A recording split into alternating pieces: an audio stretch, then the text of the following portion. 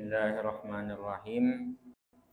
Assalamualaikum warahmatullahi wabarakatuh.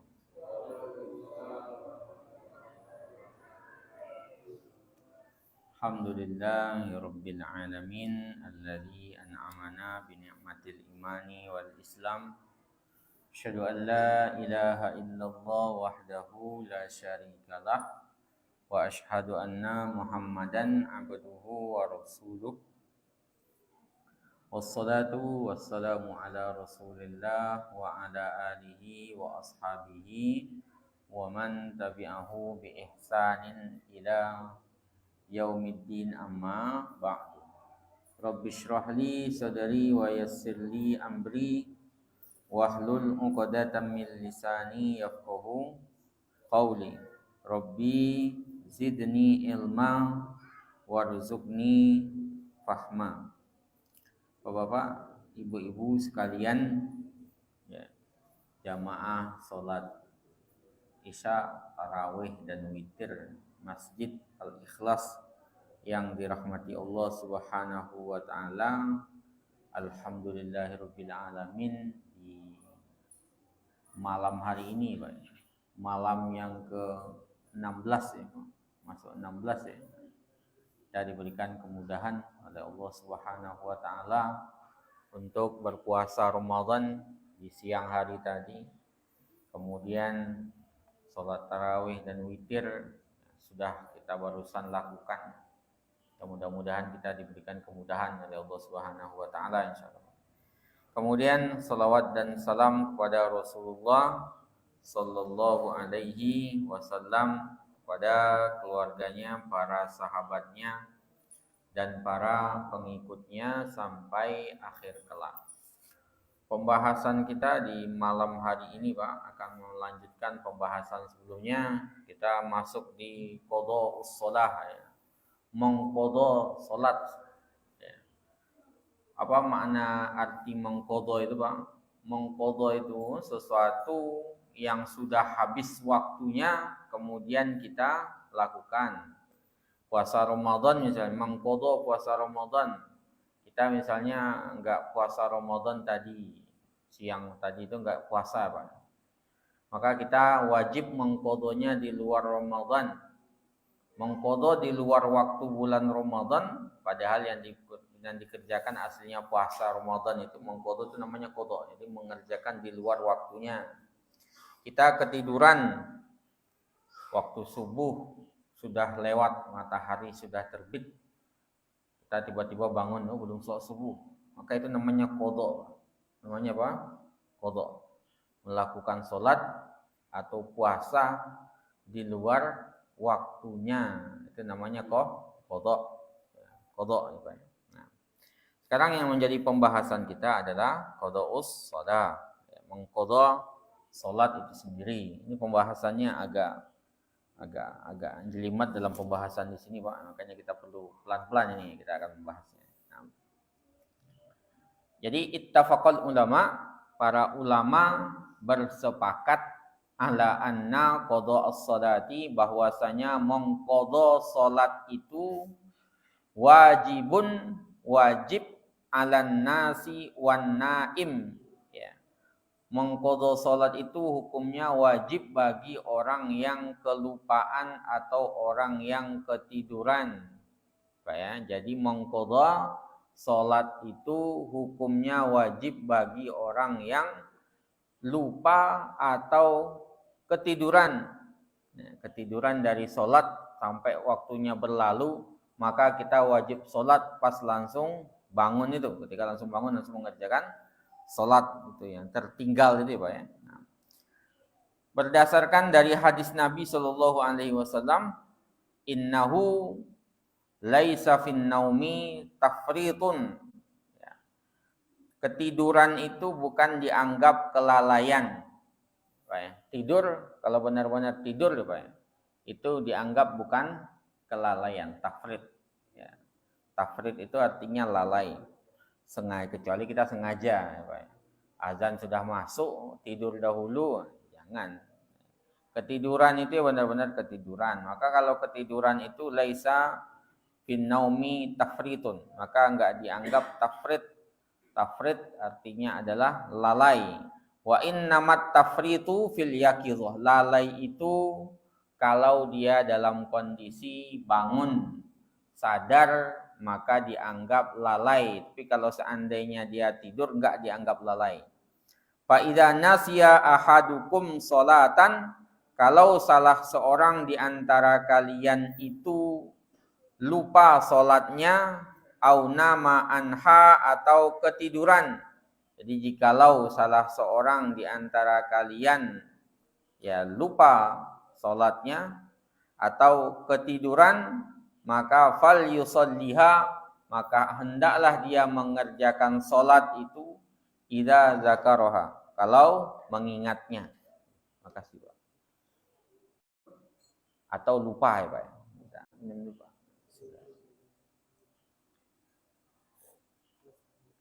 Ya, tidur dan lupa. Jadi man nasiya fa idza nasiya ahadun sholatan, lupaan ya Pak, bukan sengaja melupakan, au nama anha atau ketiduran, fal yusalliha idza dzakaraha, maka dia mengerjakan salat itu ketika mengingatnya.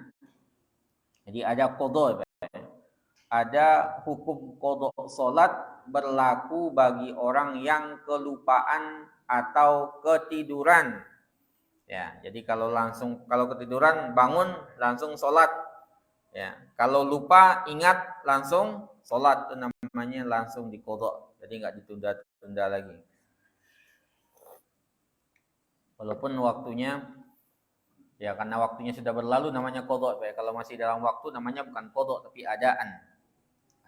Adaan. Sedangkan orang yang pingsan wal mughma alaihi, orang yang pingsan itulah qadha'a alaihi. Orang yang pingsan tuh enggak ada qadha'nya, Pak. Nah, pingsan, hilang kesadaran itu, ya. Itu dianggap dia tidak memiliki kelayakan untuk mengqadha, untuk mengerjakan salat, sama kayak orang gila. Itu sebagian jumhur ulama malah mengatakan itu. Bahkan Syekh Sabik di sini juga mengatakan begitu. Jadi orang yang pingsan atau ya pingsan dan gila. Kalau gila jelas itu. Kalau pingsan itu dianggap sebagai orang yang ketika pingsan itu enggak memiliki kelayakan untuk mengerjakan sholat. Ya, Pak ya. Jadi beda dengan orang yang ketiduran, Pak. Kalau orang tidur sebenarnya dia orang secara ini normal. Akalnya kan masih jalan itu sebenarnya orang tidur itu, atau kelupaan. Tapi orang pingsan itu dianggap tidak memenuhi standar untuk mengerjakan sholat itu. Ya, karena akalnya ketika itu tidak berfungsi, ya. Itu dianggap begitu oleh para ulama, sehingga dikatakan la qadha'a alaihi, tidak ada qadha baginya illa idza afaqa fi waqtin yudrik fihi at-tahara wa dukhul fi shalah, kecuali dia pingsan pas waktu masuk azan zuhur, kemudian sebelum masuk azan asar dia sudah sadar, maka dia berkewajiban untuk segera sholat itu. Sholat, Pak ya. Tapi kalau seandainya enggak memungkinkan, ya, lewat waktunya, maka enggak ada kewajiban untuk mengqadha bagi orang yang pingsan. Jadi dibedakan, Pak ya. Jadi jumhur ulama itu, orang yang pingsan itu enggak mengqadha. Enggak mengqadha sama sekali. Ya, selama waktunya memang sudah berlalu. Ada beberapa dalil mereka dalam hal ini, Pak. Kalau Imam dalam mazhab Hambali itu tetap mengqadha mereka. Ya, mereka membedakan antara gila dengan pingsan. Kalau gila itu enggak memungkinkan karena dia sifatnya panjang, karena kan kalau pingsan kalau masih bisa diqadha ya diqadha kata beliau. Tapi jalur jumhur ulama enggak. Qadha pingsan itu menyebabkan dia enggak layak untuk mengerjakan salat karena kesadarannya hilang. Hilang. Apa dalilnya? Dalilnya jumhur, termasuk Syekh Sabik dalam kitab Fikih Sunnah itu berpendapat begitu. Apa pandangan beliau? Dalilnya pertama riwayat Abdul Razzaq dari Nafi' anna Ibnu Umar, bahwasanya Abdullah Ibnu Umar ishtaka marratan, suatu hari dia mengeluh, ya, ghalaba fiha ala aklihi, dia pingsan hatta tarakas shalah, sampai dia meninggalkan salat. Jadi suatu hari Ibnu Umar, Abdullah Ibnu Umar itu pingsan, Pak. Dia menjerit lah ya, merasa perih dengan kesakitan, kemudian pingsan sampai meninggalkan sholat. Summa afaqa, kemudian dia sadar, falam yusalli ma taraka minas shalah. Kemudian ketika dia sadar, dia nggak mengerjakan sholat yang telah lewat waktunya itu, ketika dia pingsan itu. Di pingsan itu dianggap sebagai sesuatu yang jumhur itu, Syafi'i, Maliki berpandangan seperti itu, kecuali Hambali ya. Hambali pandangannya di situ dilihat ya, apakah dia pingsan lama banget atau pingsan cuma sebentar. Cuman kalau Syafi'i, Maliki berpandangan orang pingsan yang nggak mengqadha. Ini dalilnya itu, Pak. Ibnu Umar suatu hari pingsan, kemudian meninggalkan sholat, sadar dia nggak sholat, falam yusalli ma fata minas shalah. Dia nggak mengerjakan sama sekali, tidak mengqadha sholat yang ditinggalkan ketika kondisinya pingsan. Jadi perlu di pandangan para ulama di situ berbeda di antara tidur lupa dan pingsan. Kalau tidur lupa itu wajib diqadha, kalau pingsan itu ada khilaf di kalangan para ulama, tapi jumhur mengatakan enggak sama sekali, termasuk Said Sabiq, penulis kitab yang kita baca ini. Dalil lainnya apa, Pak? Ada dalil lain dari Ibnu Jurayj, dari Ibni Tawus, dari bapaknya, ya. Idza ughmiya 'alal marid, kalau seandainya orang yang sakit itu pingsan, summa aqala, kemudian dia sadar, lam yu'idus shalah, maka enggak diulang salatnya. Kenapa? Karena orang yang pingsan itu dianggap dia tidak memiliki ahliyah. Ahliyah itu apa bahasa kita? Kelayakan untuk salat itu. Ya. Kelayakan untuk salat. Karena kesadarannya hilang ketika itu. Itu pandangan para ulama di situ, Pak. Jumhur ulama. Tadi ada saya cari detail pandangan para ulama itu tadi. Ntar Pak saya cari. Mana? Nah, ini dia. Nah, jadi dalam mausu'ah fiqhiyah itu ya, dikatakan jikalau seseorang kehilangan, idza faqadal insanu wa'yahu bi ghairi ikhtiyarihi, kalau seseorang pingsan ya bukan karena disengaja ya, Pak ya. Nah, karena suatu kecelakaan dan sejenisnya, fafatathu salatun aw salawat ya. Kalau kemudian dia kehilangan satu salat atau beberapa sejumlah salat ya. Wa min ahlil ilmi man yara, di antara para ulama ada yang berpandangan tidak ada qadha baginya. Kenapa? Karena li'annahu ghairu mukallaf halal igma, karena ketika dia pingsan itu dia enggak masuk ke dalam mukallaf. Kalau orang tidur itu dia masih mukallaf ketika itu. Sedangkan orang yang enggak dianggap mukallaf ketika itu, Pak. Ya. Ini adalah pandangan dalam mazhab Maliki dan mazhab Syafi'i. Kemudian ada yang berpandangan tetap wajib qadha baginya. Ini pandangan dari mazhab Hambali, ya. Ada dalam mazhab Hanafi berpandangan kalau seandainya sholatnya kurang dari 5, misalnya dia pingsan subuh, zuhur, maghrib, isya, maghrib, subuh, zuhur, asar, maghrib, isya, 5 sholat kelewat, berarti masih qadha dalam mazhab Hanafi. Tapi kalau sudah masuk subuh berikutnya berarti enggak qadha sama sekali. Gitu. Tapi jumhur ulama dari Malikiyah dan Syafi'iyah itu berpandangan, ini yang dikuatkan sama Syekh Sabiq, penulis kitab kita ini, itu enggak diqadha lagi, karena orang yang pingsan itu enggak ada kelayakan untuk mengerjakan sholat tersebut, gitu, Pak. Ya. Pandangannya di situ. Ya, pandangannya di situ. Kalau dalam mazhab Hambali tetap wajib baginya qadha. Ya.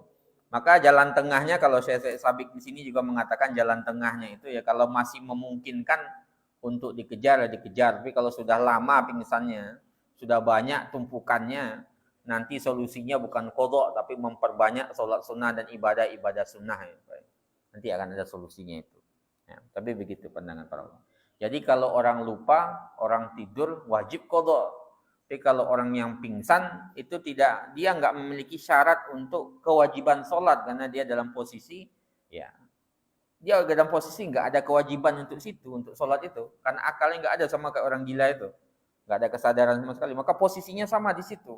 Bedanya orang gila lama, kalau orang pingsan dia enggak begitu lama. Itu yang membuat mazhab Hambali itu membedakan di antara orang gila dan orang pingsan. Kalau orang gila enggak wajib qadha sama sekali karena pingsan, hilang akalnya lama. Tapi orang pingsan enggak selalu, Pak. Ada yang komanya lama itu, Orang yang komanya lama itu berarti nggak ada kewajiban untuk mengulang sama sekali. Karena dia ketika koma itu, dia nggak ada kesadaran. Berarti dia nggak ada kelayakan untuk sholat. Itu memang pandangan para ulama di situ, Pak. Ya.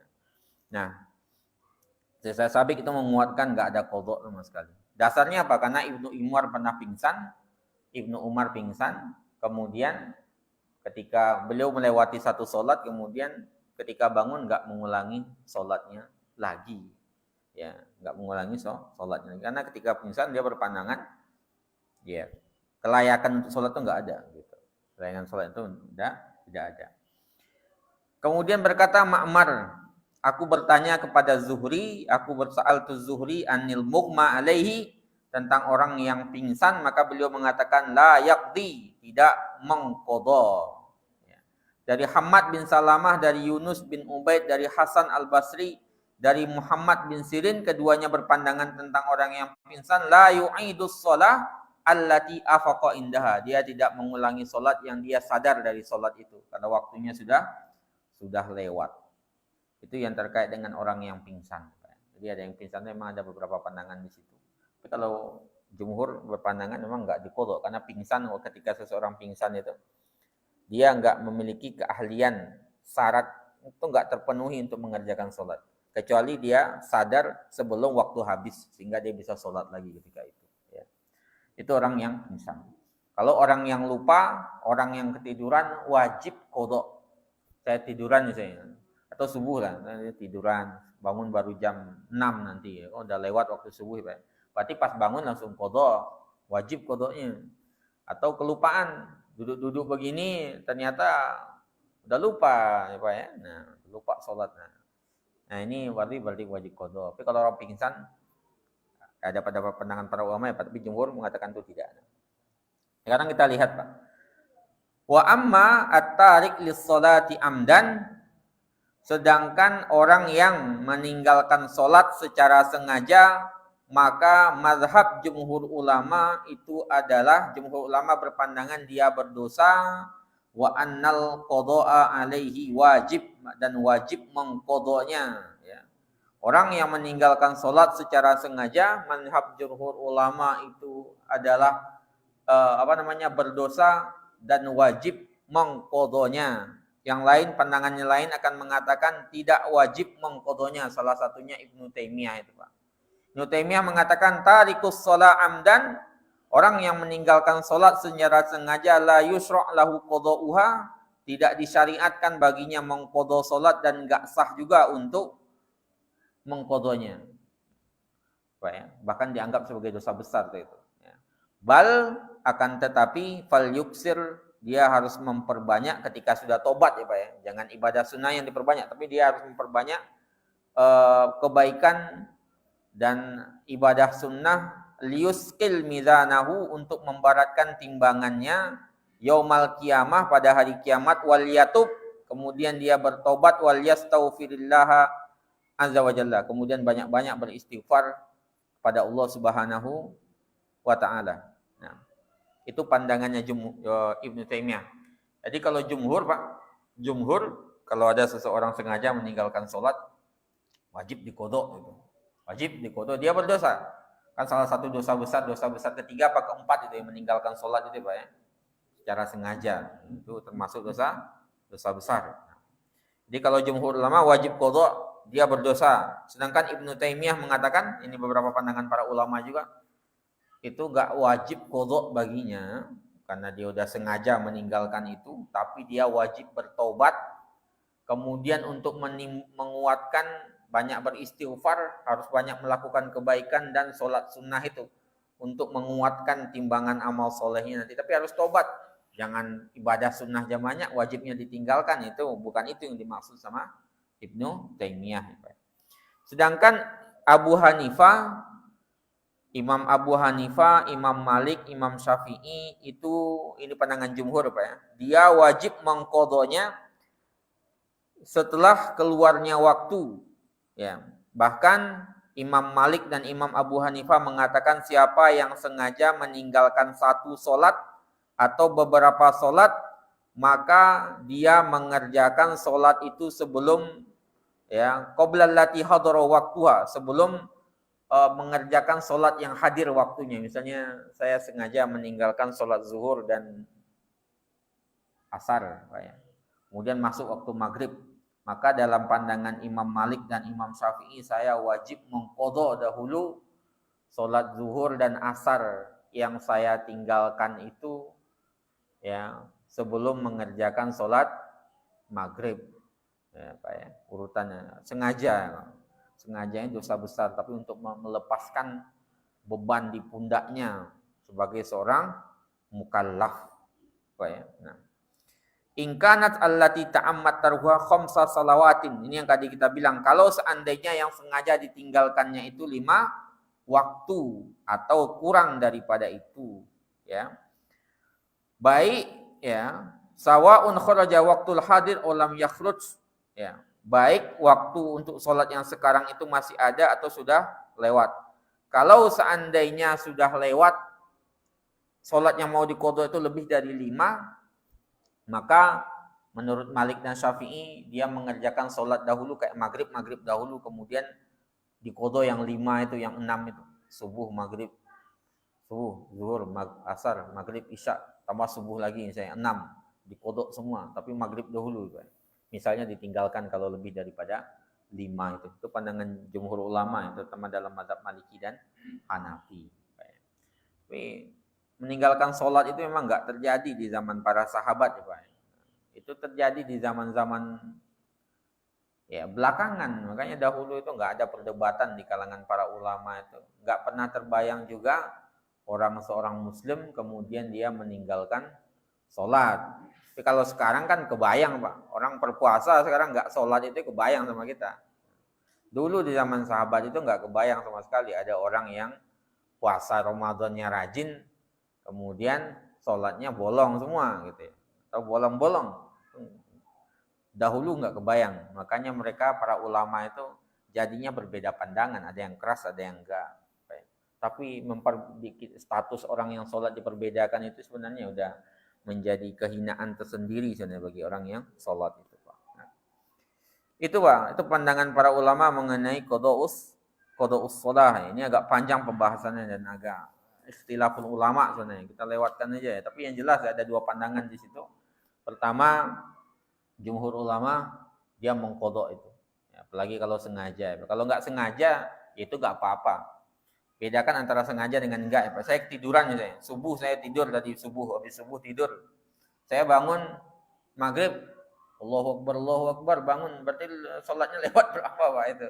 Zuhur dan asar. Nah, itu wajib qadha Pak, karena apa? Ketiduran. Nah, ketiduran. Beda kalau sengaja. Nah, kalau sengaja itu yang diperbedakan oleh para ulama. Ya, sengaja itu. Udah jelas kedengaran azan zuhur, tidur lagi, asar tidur lagi, itu kan sengaja namanya Pak. Nah, itu yang diperbedakan oleh para ulama itu. Kalau ketiduran, kalau lupa itu wajib diqadha. Ya, ketiduran itu. Tapi kalau seandainya sengaja, ini yang sengaja itu ada 2 pandangan para ulama. Jumhur ulama mengatakan wajib diqadha, dia berdosa. Ya, bahkan dosa besar. Kalau dalam pandangan Ibnu Taimiyah enggak wajib diqadha lagi karena dia sudah ini keluar waktunya. Yang ada dia harus bertobat segera, tobat nasuha ya Pak ya. Bukan tobat apa? Bukan tobat sekedar tobat ini aja, tapi tobat nasuha beneran karena sudah meninggalkan sholat secara sengaja, itu kan dosa besar itu. Kemudian banyak-banyak beristighfar, banyak-banyak sholat sunnah untuk apa? Biar timbangannya tetap berat nanti pada hari kiamat. Karena dia sudah melalaikan perintah Allah. Melalaikan perintah Allah kan dosa-dosanya itu Pak. Dosa besar itu kan termasuk salah itu meninggalkan sholat itu.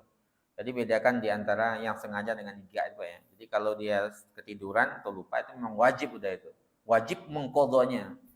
Yang diperbedakan para ulama siapa? Yang sengaja itu.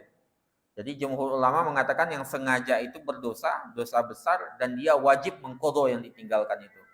Kalau masih 5 berarti tetap dijaga urutannya. Ya, urutannya misalnya tinggal subuh, zuhur, maghrib, asar, maghrib, isya, tinggal 5, berarti dia ketika sholat subuh nanti dia tetap menjaga urutan itu. Berarti dia mulai dulu dari subuh, zuhur, asar, maghrib, isya, kemudian baru dia subuh sholat itu. Tapi kalau seandainya sudah lebih dari 5, sudah masuk ke 6 dalam mazhab Hanafi dan Maliki, berarti dia subuh dahulu, kemudian setelah itu mengqadha yang tertinggal itu. Kalau seandainya sudah lebih dari 5. Ya. Jadi dosa besar ya Pak ya. Tapi tetap wajib qadha. Dia berdosa di situ. Cuman dia harus melepaskan beban yang ada di pundaknya. Itu masalah qada'us shalah. Sekarang kita lihat Pak ya, tentang sholatul marid ya, salat orang yang sakit. Nah, orang yang sakit. Dalam Islam kan selama kalau laki-laki Pak ya, laki-laki enggak ada uzur sama sekali Pak. Selama masih ada kesadaran, maka dia berkewajiban untuk mengerjakan sholat. Ya, masih ada nafas berarti masih berkewajiban, ada kesadaran berarti ada kewajiban untuk sholat. Termasuk seorang yang sakit. Jadi man hasala lahu uzrun min maradin wa nahwihi, siapa yang ada baginya uzur sakit dan sejenisnya, la yastati'u ma'ahul qiyam fil fardi, yang tidak bisa berdiri dalam salat wajib, yajuzu lahu an yusalliya qa'idan, boleh dia duduk dengan cara salat dengan cara duduk. Jadi salat wajib itu hukum asalnya adalah berdiri ya Pak. Termasuk sholat di kursi itu. Kan sebagian orang sholat di kursi, ada yang kita lihat banyak di masjid Pak. Seharusnya sholat di kursi itu ya sesuai dengan kemampuannya. Kalau dia masih mampu berdiri, berarti berdiri dahulu. Jangan duduk sepanjang sholat, padahal mampu berdiri.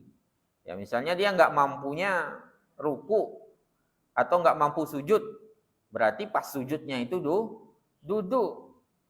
Tapi pas pertamanya berdiri, jadi pas bisa berdiri gitu. Jadi jangan terlalu dianggap remeh. Sebagian kan kadang-kadang terlalu, kita lihat ada beberapa mungkin karena mungkin belum mengilmui atau apa mungkin Pak ya. Karena di kursi ya kita menganggap baiklah bapak-bapak yang rajin sholat itu kita patut apresiasi itu, rajin walaupun sakit, ada semangat gitu duduk di kursi. Tapi kadang-kadang sepanjang sholat duduk terus di kursi itu juga kurang tepat itu. Padahal ada kemampuan untuk berdiri. Jadi awalnya tetap harus ngambil posisi berdiri itu Pak. Kalau seandainya bisa berdiri, berdiri. Yang nggak bisa misalnya pas ruku dan pas sujud berarti ruku dan sujudnya dalam posisi duduk di atas kursi. Atau misalnya berdiri nggak bisa, tapi sujud bisa. Maka pas berdiri itu duduk, sujudnya turun ke bawah. Sujudnya turun ke bawah. Beberapa para ulama itu menjelaskan posisi kursi juga termasuk ya. Termasuk posisi kursi itu bagi para ulama itu memang harus dikasih jarak gitu Pak. Dalam posisi kalau seandainya orang yang duduk itu kalau berdiri, dia seluruh barisannya jadi enggak ke depan. Jadi bukan kursinya yang menjadi patokan sebenarnya. Kursi memang harus dimundurkan ke belakang itu bagi para ulama itu.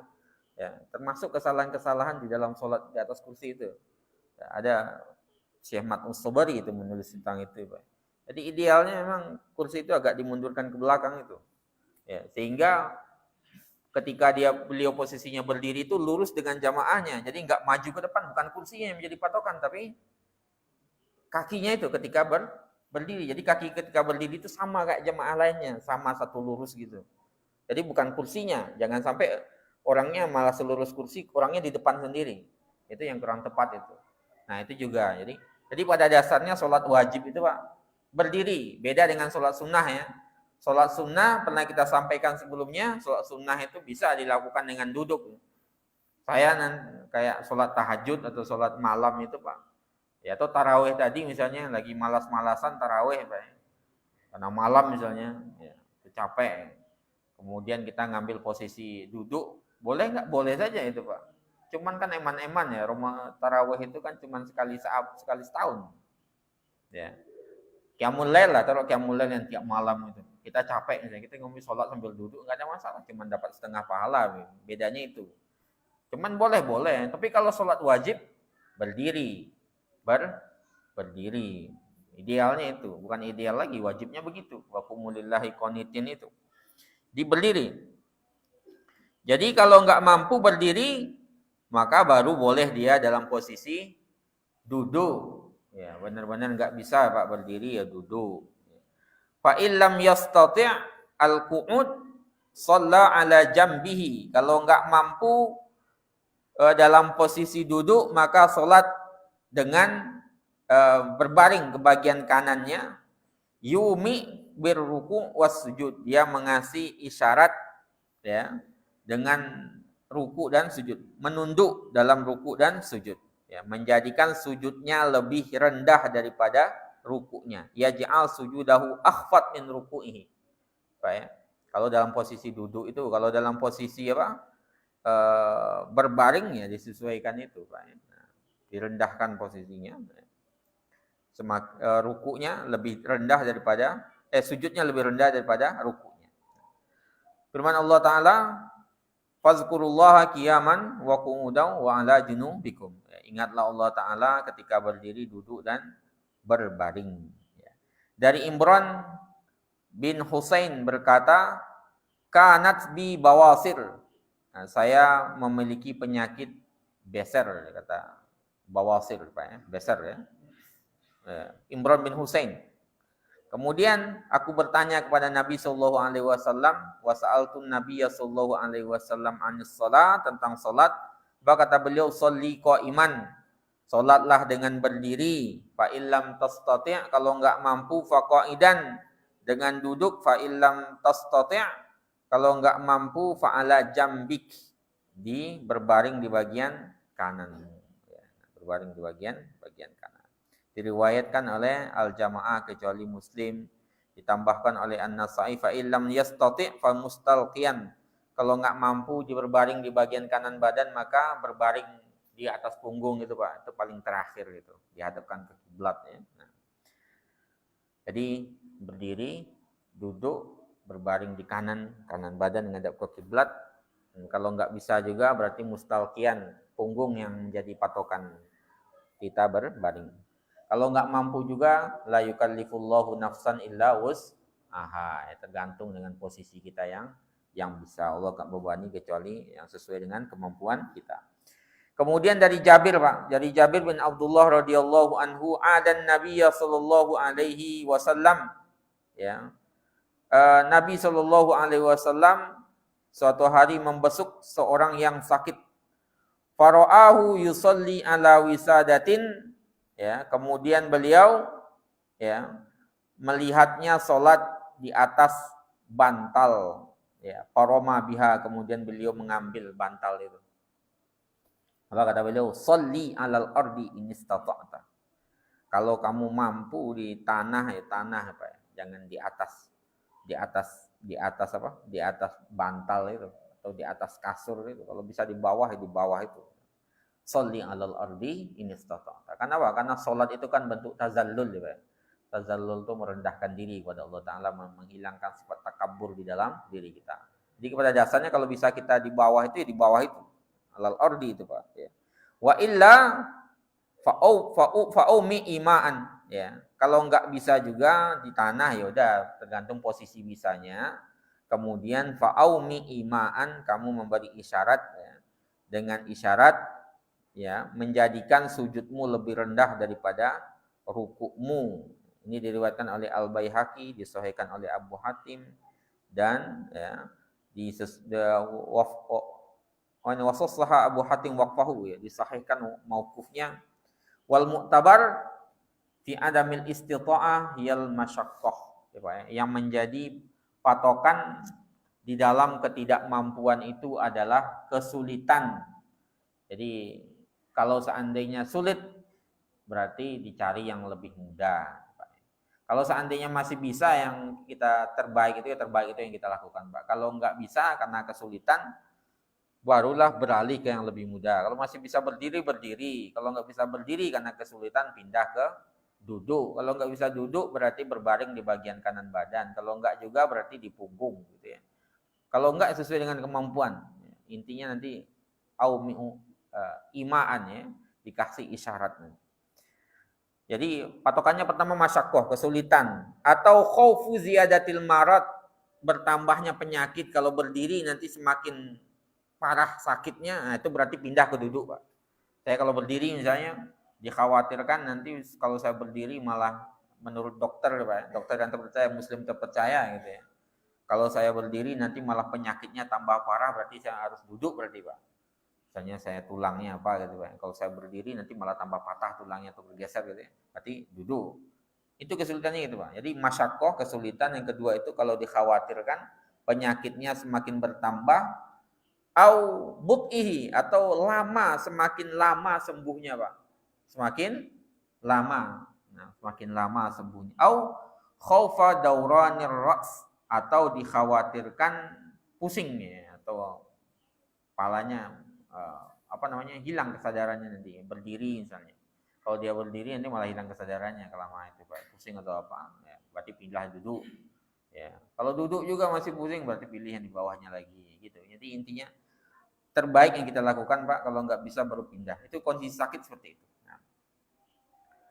Wa sifatul julusil ladzi huwa badalul qiyam huwa ajlis mutarabbian ya. Sifat duduk yang menjadi ganti untuk berdiri adalah dengan cara bersila. Terbaiknya bersila itu Pak ya. Bersila kita menghadap ke kiblat, bersila. Terbaiknya. Kalau nggak mampu itu. Sekarang di atas kursi itu sebenarnya solusi juga sebenarnya Pak, solusi itu. Cuman kadang-kadang ya itu tadi, sebenarnya sebagian orang itu bisa berdiri, ya berjalan ke masjid bisa sebenarnya. Tapi pas sholatnya kok full duduk itu perlu dini juga, kok malah full duduk gitu. Harusnya kalau bisa berdiri berdiri dahulu, kalau nggak bisa ruku dan sujudnya dengan posisi sempurna berarti dalam posisi duduk. Intinya sholat itu mulai dengan berdiri Pak. Jadi sholat di kursi itu lakukan yang bisa dilakukan dengan sempurna, kalau enggak ambil posisi duduk.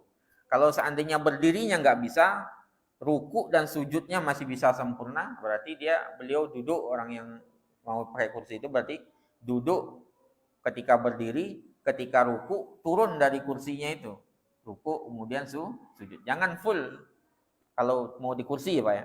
Kalau duduk ya duduk enggak apa-apa itu. Kalau duduk udah jelas posisinya seperti itu yang diajarkan oleh Nabi Shallallahu Alaihi Wasallam. Ya. Kalau mau pilih kursi ya seperti itu pilihannya. Ya. Para ulama menjelaskan seperti itu. Dari Aisyah radhiyallahu anhu, ra'aitun Nabiyya Shallallahu Alaihi Wasallam yusalli mutarabbian. Aku melihat Rasulullah Shallallahu Alaihi Wasallam salat dengan cara bersila. Diriwayatkan oleh An-Nasa'i, disahihkan oleh Al-Hakim. Wa yajuzu an yajlis ka julusit tasyahhud. Tapi boleh juga duduknya duduk tasyahud Pak. Ya, duduk tasyahud itu juga boleh. Terbaiknya dengan cara tarobbu. Tarobbu itu bersila. Kalau nggak bisa bersila, kita nyamannya dengan cara duduk di antara dua sujud atau duduk tasyahud itu, ya itu nggak apa-apa juga, nggak ada masalah sama sekali. Ya. Kalau pilih di atas kursi juga nggak ada masalah juga tadi, tapi yang tadi itu ketentuannya. Kecuali kita nggak bisa sama sekali, harus duduk ya duduk, berarti nggak ada masalah.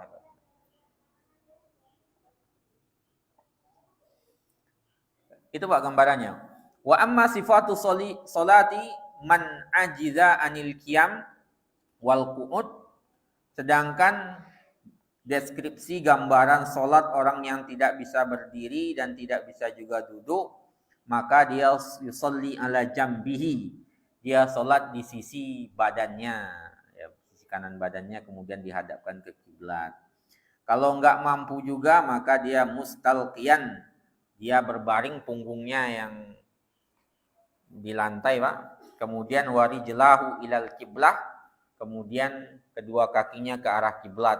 Di kepalanya di sana, kakinya ngadap ke kiblat, kemudian dia sholat sesuai dengan kemampuannya. Inilah yang dipilih oleh Ibnu Munzir. Jadi apa Pak?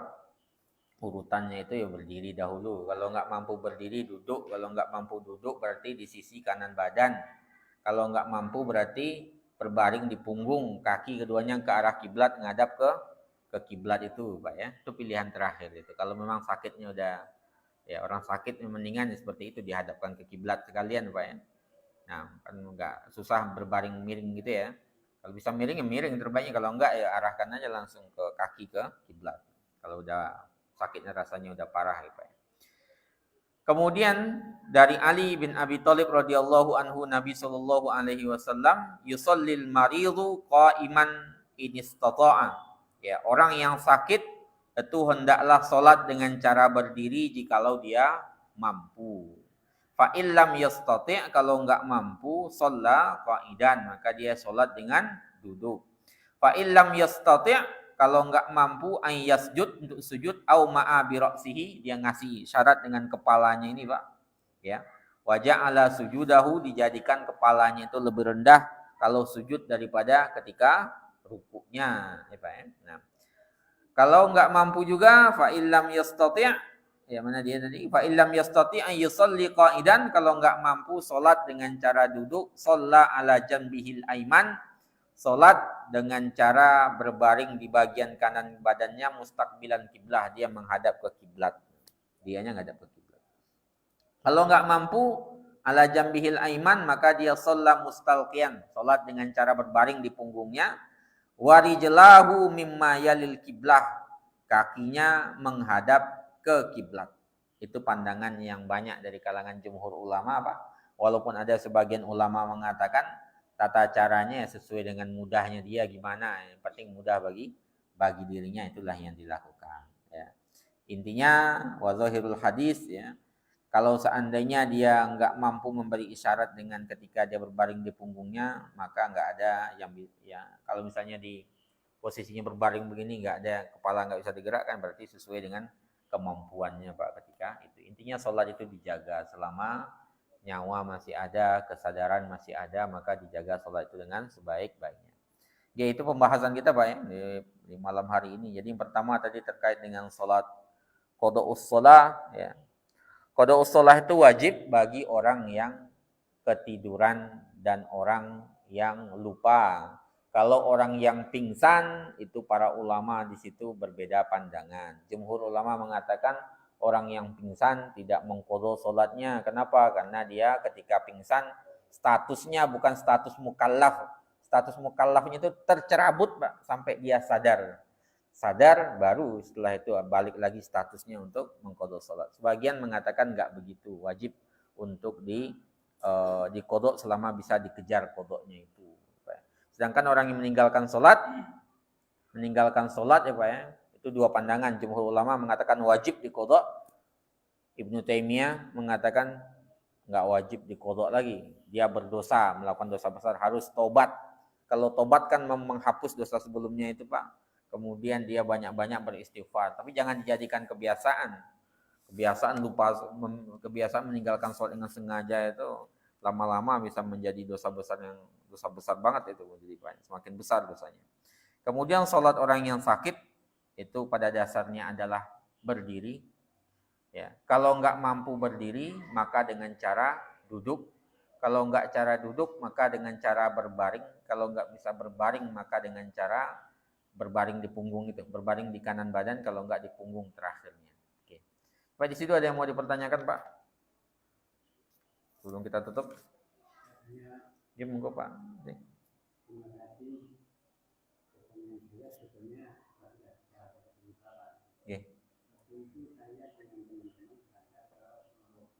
Nggih. Setiap agama saya bilang yuk kita ganti dulu sholat. Namun yang namanya muhtarom, kamu itu kok bingung toh orang juga muda. Kalau nggak bisa nanti dengan saya sholatnya, enggak tetap bingung masih mandek juga. Itu ternyata sampai di Ponorogo itu kurang lebih jam 11 malam. Itu pada berhenti, minum masih bilang, yuk sekarang kita sholat. Yuk sholat yang gampang baik kan. Ya kamu jadi makmum saya. Tadi ada apa nih? Tadi luhur, ngasar, maghrib, isya atau tadi 4 ini berarti. Itu ternyata setelah itu ya nanti ini 4 atau 4 kali nanti Allahu Akbar, Allahu Akbar, Allahu Akbar, Allahu Akbar. Aman toh? Nah, seperti itu. Nah, itu dilaksanakan. Tapi saya ya cocoklah saya. Kamu nggak cocok gimana? Kamu nggak ada kitabnya. Maksudnya nggak punya kitab yang seperti itu.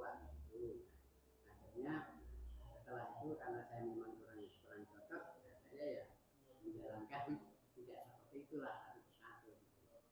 Dan yang seperti itu apakah memang ada itu? Saya tanyakan apa itu hadis yang menyampaikan bahwa kalau memang beberapa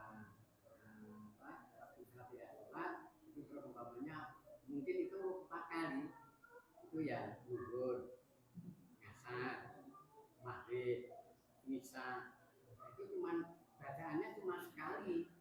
Terus salam itu udah tenang aja. Tidur gitu. Nah seperti ini dia tanya beliau jadi terus jangan dilaksanakan. Kalau yang kayak gitu itu Allahu a'lam Pak De. Tapi saya nggak pernah mendapati seperti itu. Jadi kalau seandainya kita mau dalam perjalanan, sebenarnya kan kita bisa mengkosor tadi sebenarnya Pak.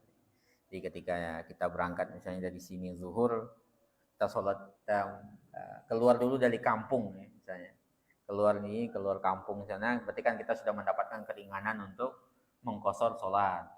Kita bisa melakukan zuhur menjadi 2, kemudian langsung setelah itu disambung asar menjadi 2. Nanti pas maghrib berhenti lagi, kita sholat maghrib 3, kemudian nanti isanya dikosor menjadi 2.